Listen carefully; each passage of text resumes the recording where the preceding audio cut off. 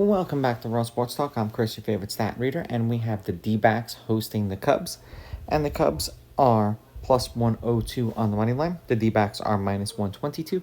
The over-under is at 8.5 runs. The Cubs, getting a run and a half on the run line, are minus 198, meaning if you bet them that way and they win this game outright, you'd win. They lose by 1, you win. And the D-backs, laying a run and a half on the run line, are plus 164, meaning if you bet them that way, they got to win by 2 or more. These are the overnight odds. They're going to change the closer we get to first pitch tomorrow.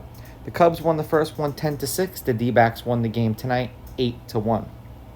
So a lot of offense in the two games that we've seen so far. Weather will not be a factor because of the dome out here in Arizona. It's already hitting 90 and 100 degrees, which sucks. But it is what it is. Lineups for tomorrow's game. For the Cubs, it's supposed to be Happ, Tucker, Suzuki, Bush, Swanson, Horner, Crow, Armstrong, Shaw, and Amaya.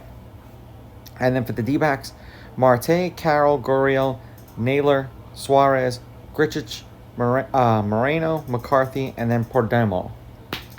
Lineups have not been confirmed. That's just who's supposed to be there. And I believe MLB, the rule is an hour before the game.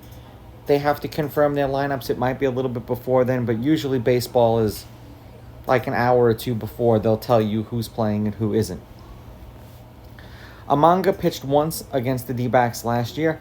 7 innings, 1 run, 1 earned. They won that game 2-1. He struck out 10 batters in that game. Fat, coming off of his nice little contract extension that he got, that they just inked him for 5 years.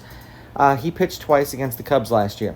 7 shutout innings. They lost that game 2-1. That was in Chicago. That was against Amanga. He struck out 7. And then 7 innings, 3 runs, 2 of which were earned. They lost 5-3, and he struck out 6.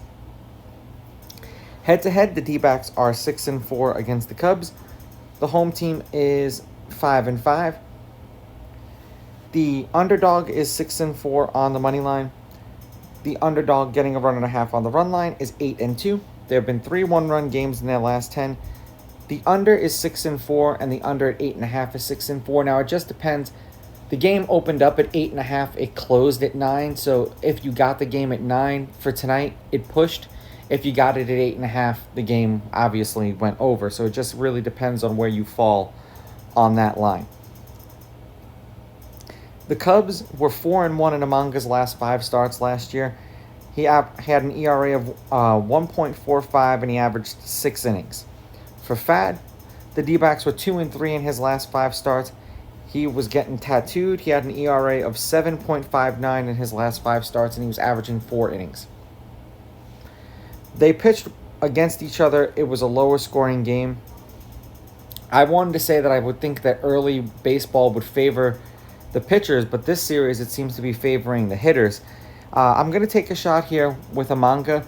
I'm going to take the Cubs on the money line. I'm going to take the Cubs getting the runs, and I will go under the 8.5.